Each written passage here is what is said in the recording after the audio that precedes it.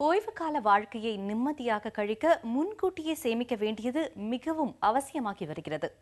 சம்பாதித்தோம் செலவழித்தோம் என்றிருந்த காலம் போய் பின்னாளில் நிம்மதியான வாழ்க்கைக்கான சேமிக்க வேண்டியதும் கட்டாயமாகி கொண்டிருக்கிறது. ஓய்வு கால சேமிப்பு வழிமுறைகள் குறித்த ஒரு செய்தி தொகுப்பை இப்போது பார்ப்போம். இந்தியாவை பொறுத்தவரை வேலைக்கு செல்பவர்களில் சுமார் 70%த்தினருக்கு ஓய்வுகால வருமான வசதி இல்லை என்பதை சுட்டிக்காட்டும் அவர்கள் இதனால் ஓய்வுகால சேமிப்பு கூடுதல் முக்கியத்துவம் பெறுவதாக கூறுகின்றனர். ஓய்வு காலத்திற்கான சேமிப்பை 25 முதல் 35 வயதிலேயே தொடங்கிவிடுவது சிறந்தது என கூறும் அவர்கள் இதற்கான காரணத்தையும் அடுக்குகின்றனர். 25லேருந்து 35 வயசு இருக்கிற ஒரு சராசரி ஆட்கள் பார்த்தீங்கன்னா ரிட்டையர்மெண்ட்டுக்கு அவங்களுக்கு வயசு பார்த்தீங்கன்னா ஒரு 30-35 வருட காலம் அவங்களுக்கு ரிட்டையர்மெண்ட்டுக்கு பாசிபிலிட்டி இருக்குது. 25 வயசில் இருக்கிற ஆள் 55 வயசில் ரிட்டையர் ஆனால் கூட 30 வருஷ காலம் அவர் ரிட்டையர்மெண்ட்டுக்கு இருக்குது.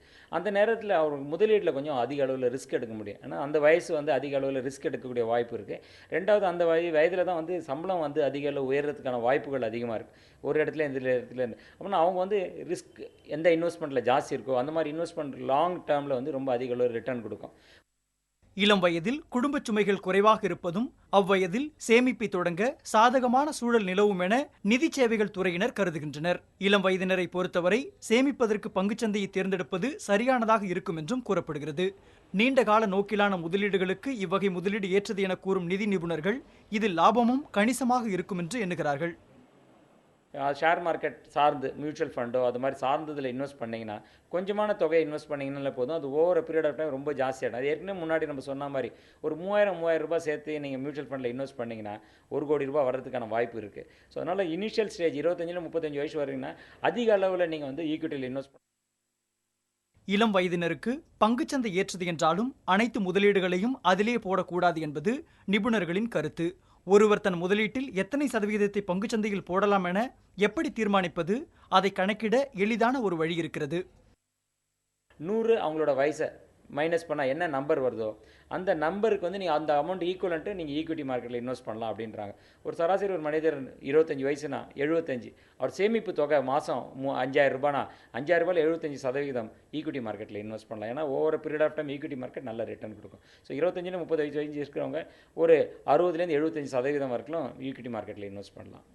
பங்குச்சந்தை முதலீடுகள் போக தபால் அலுவலக முதலீடு, பிக்சட் டெபாசிட் திட்டங்களில் முதலீடு செய்யலாம் என்பதும் நிதி சேவை துறையின் அனுபவம் பெற்றவர்களின் கருத்தாக உள்ளது.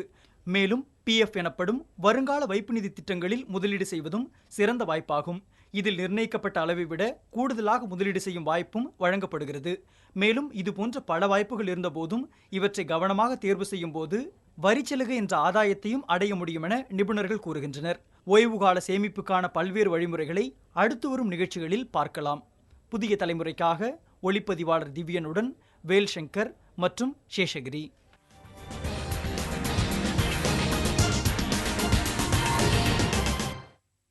நேயர்களே, சிக்கனம் சேமிப்பு செல்வம் நிகழ்ச்சியில் உங்கள் பங்கேற்பையும் புதிய தலைமுறை வரவேற்கிறது.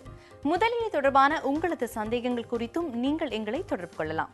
இதற்கு உங்களது பெயர், தொலைபேசி எண், முகவரி உள்ளிட்ட விவரங்களுடன் sss@newgenmedia.in என்ற இமெயில் முகவரிக்கு எழுதுங்கள்.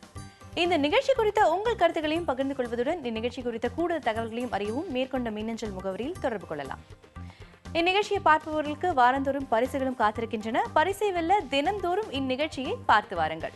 மீண்டும் நாளை காலை நிகழ்ச்சியில் இன்று போலவே மேலும் பல புதிய தகவல்களுடன் உங்களை சந்திக்கிறோம்.